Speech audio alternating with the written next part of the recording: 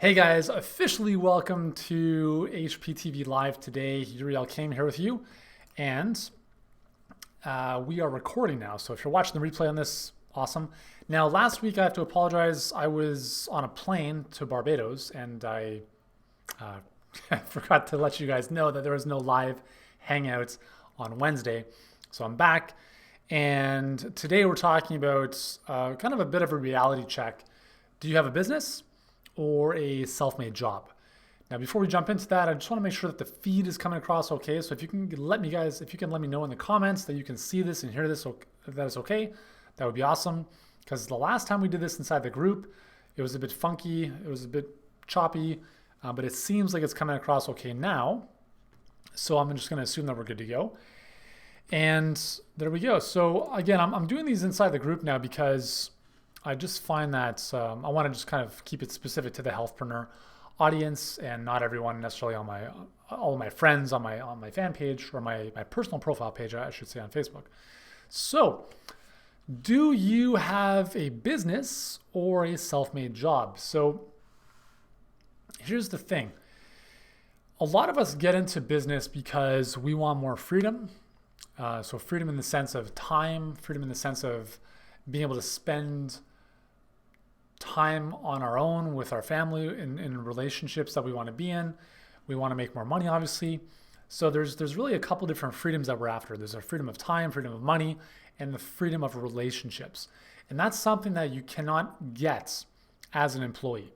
It will never happen because you're always at the mercy of somebody else's dictatorship, if you will. That's one of the reasons I stopped playing pro soccer, was that I realized that I was essentially an employee. As much as I loved playing soccer, and I still do, and I love the sport, I value my freedom and kind of expressing my creativity more so than playing soccer, I guess. So that's why, one of the reasons why I stopped playing back in my mid-20s. Anyways, when it comes to having an online business, what I've noticed is that, especially in the health and fitness space, what you're amazing at doing, so you're either a trainer, health coach, naturopath, some type of health crusader, what you're awesome at doing is your thing, is helping people lose weight, get in better shape, whatever it might be. And that's awesome because very few other professions have the ability that we do to truly impact people's lives. You know, if you can help somebody overcome an illness, a disease, you've touched their life. You've touched your life in a way that nobody else can touch. I mean, that's a gift that we have. And that's why I'm so passionate about helping other healthpreneurs, because I really believe that if you can help more people, then, well, first of all, you help more people, which is awesome. As a result of helping more people, you make more money, you grow more as a company, as a business, as an individual, and collectively everyone benefits. So if I can help you help more people, we all win. But here's the thing is, what I realized when I started online was that, as I just mentioned, we're very good technically. We're very good at, again, being a trainer, being a nutritionist, whatever it is. But now, online, we have to put on a different hat. And that hat is being a CEO, an entrepreneur, being a business builder.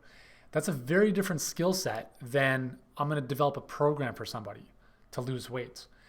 And this is one of the reasons why I struggled for so long when I started my business online, was because I spent most of my time still working as a trainer, but online. I hadn't made that segue or that shift of being, okay, well, I need to think about building and growing this business. In order for my expertise to reach people, how do I even get in front of them? This is, before Facebook was even a thing. So nowadays, it's a bit easier. You can do things like Facebook Live. You can do things like hop on social and get live with your audience or interact with them right away. But back in the day, it was like, creating articles or whatever other things you could do to somehow get yourself in front of your audience. So the dilemma is that I've noticed, having helped a lot of people in our space, both beginners as well as very advanced people, is that a lot of people don't understand the difference between having a business and a job that they've essentially created for themselves. So let me give you a perfect example. So my wife, again, she can't hear this unless she's watching, which I don't think she is. So my wife, Amy, has a great Etsy business. She creates these amazing healing crystal bracelets. They're beautiful. They're awesome. But here's the dilemma, is that she is the one making every single bracelet. She is the one going to the shipping place several times a week. She is the one trying to figure out how to list the listings, getting more people in front of the bracelets. So she's doing everything. And that's where we all have to start. We all have to start, unless you're backed by venture capital and you can bring hundreds of people in to work with you. Most likely you're bootstrapping it. You're doing everything yourself at the get-go. And that's great because there's a lot of benefit to doing everything yourself because you learn all the different aspects of your business and you've got a good sense of what's going on. And then you can always hand it off to somebody else. Sorry, I just have to blow my nose. The problem though is that you have to start thinking like a business owner, because if you don't, then you're the one who's constantly going to be running to the shipping place. You're the one who's constantly going to be doing all the work yourself. And if that's the case, then you simply have a self-made job. A business, simply stated, is a profitable system that can work without your presence. Just think of it that way, right? Business, as an entrepreneur, our goal is to solve problems at a profit. And yes, you can do it in the sense of a one-on-one consultancy or coaching type of setup, but I wouldn't consider that a true business. That is a consultancy. That's an agency of some kind. But a business, think about McDonald's. McDonald's is run by teenagers. There's thousands of locations all around the world, and they're mostly run by teenagers. How is that even possible? It's possible because what they've done is they've McDonaldized their business. They've documented all the major procedures. Here's exactly how to make French fries. Here's exactly how to build the Big Mac. Here's exactly how much salt to pour on the French fries. Everything in their kitchen is laid out in a very specific manner that's the same in almost every single location. And if you look at that as an example, it's brilliant because that's where you want to get to, I hope, in your business. And not to the level of like being like a corporate sellout company like McDonald's, but having a business that works for you. Because when you have these things documented, when you have these processes in place, you're able to step out of the doingness and focusing more on the business itself, not so much in the business. Does that make sense?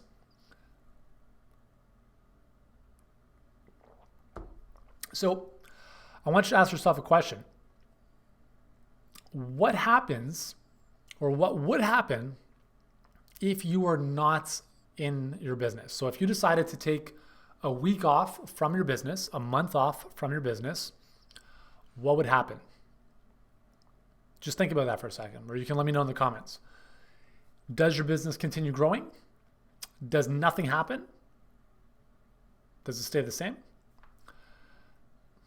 Give you a second to think about that.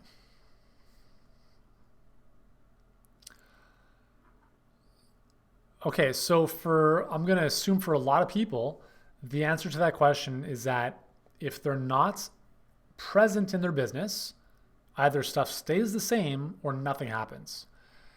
And that, again, it's not the end of the world, right? But as you're looking to grow your business, you want to be thinking about this stuff because you don't want to be the cog in the wheel for everything in your business, because otherwise you're not going to have a business that is growable, scalable, right? To whatever level that is for you. You don't have to create a multi-billion-dollar company.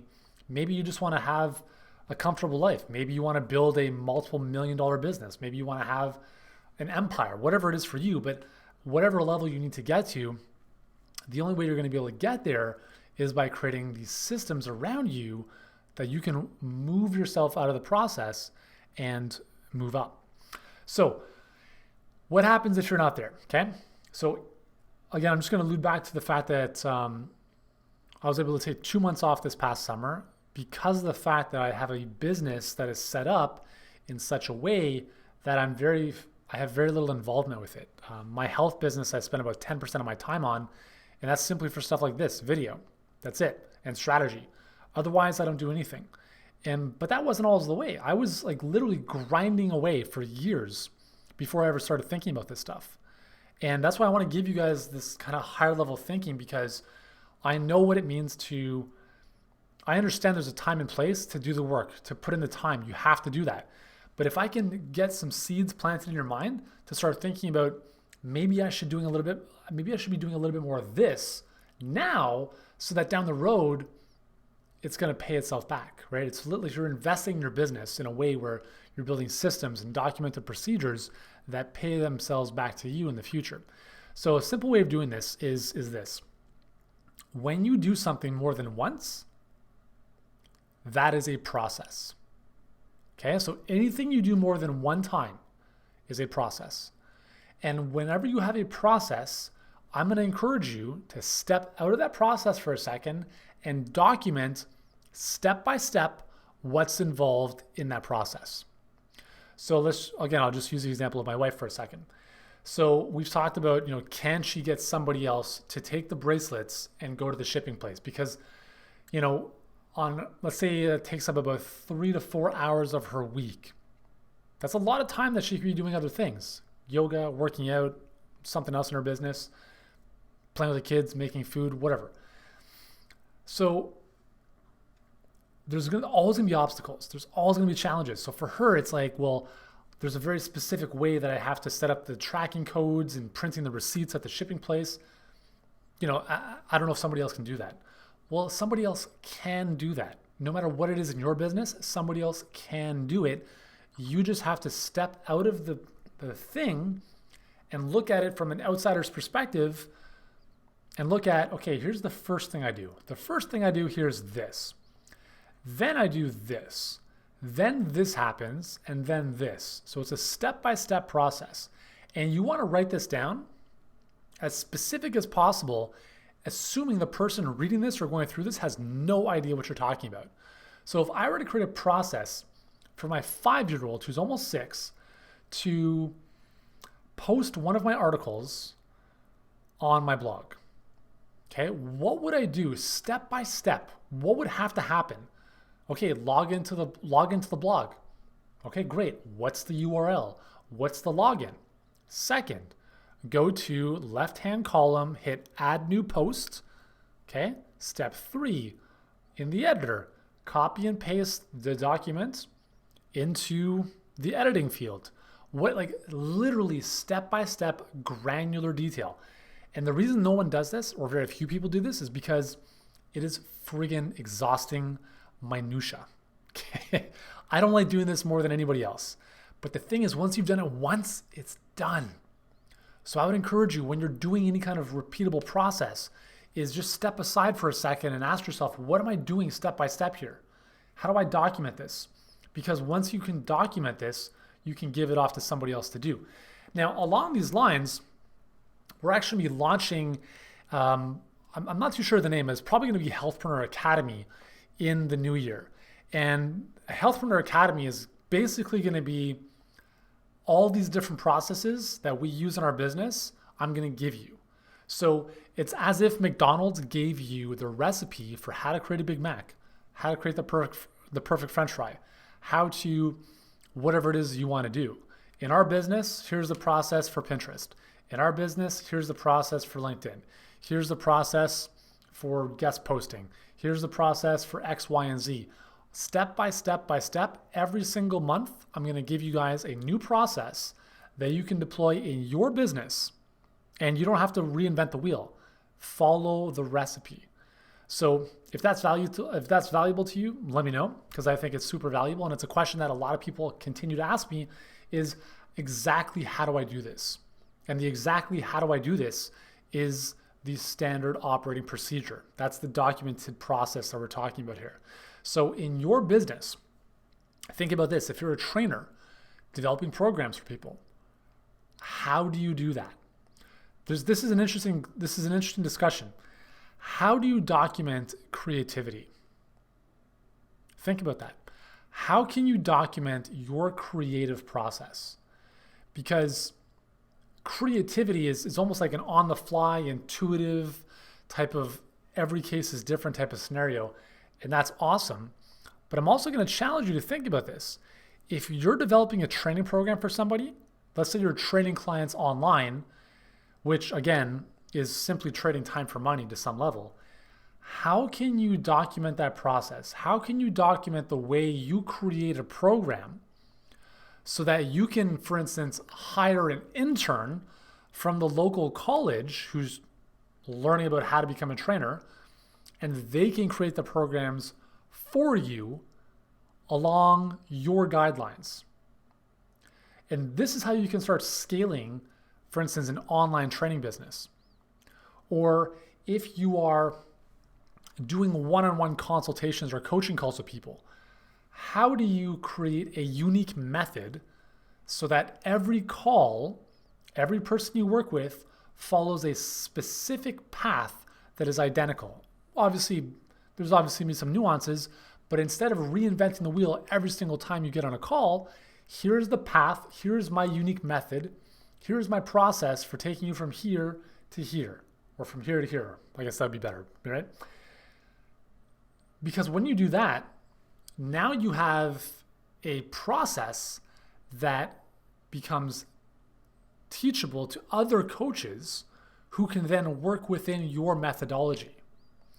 As an example, my health contents, the content mastery workshops that we're doing 2 of them in January, that workshop follows a very specific curriculum that down the road I could give to somebody, another coach within our system, and they could run that workshop without my presence.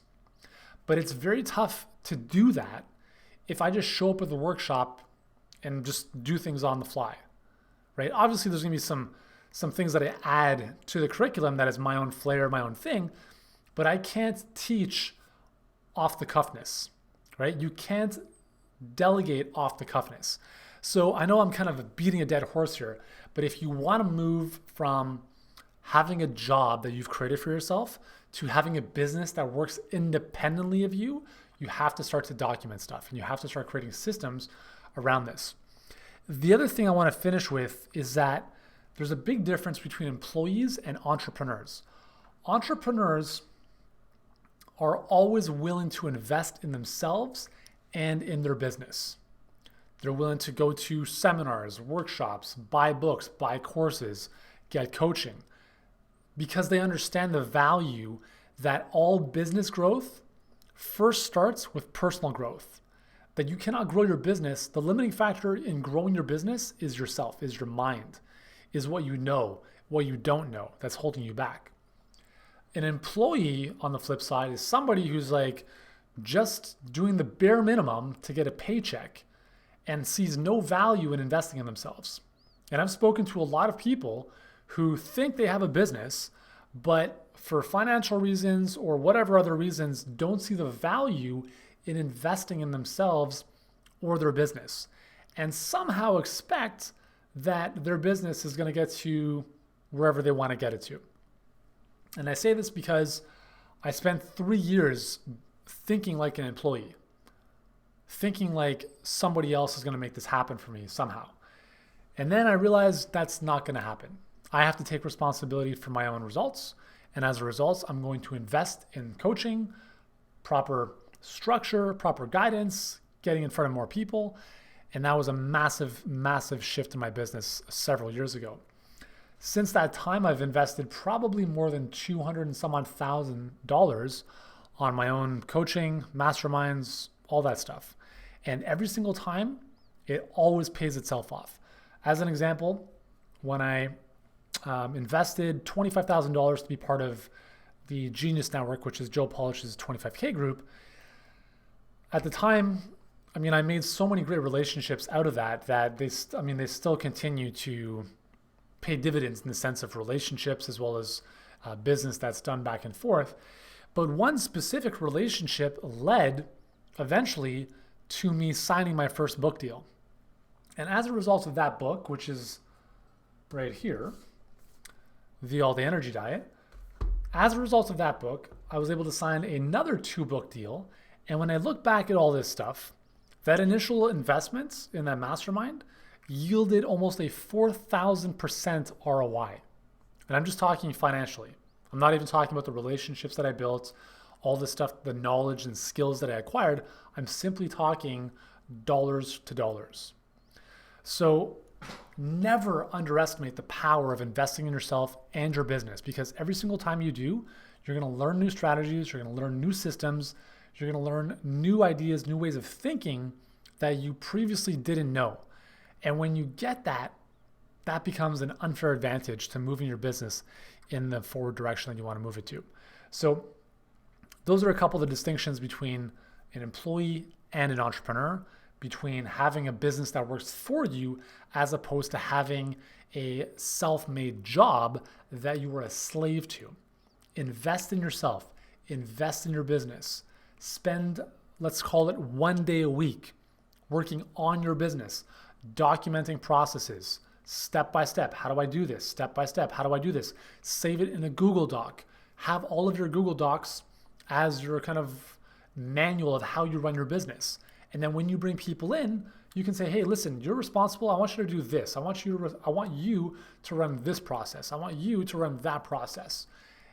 And that's how you start to expand your team if you want, and really move yourself out of doing all the work yourself.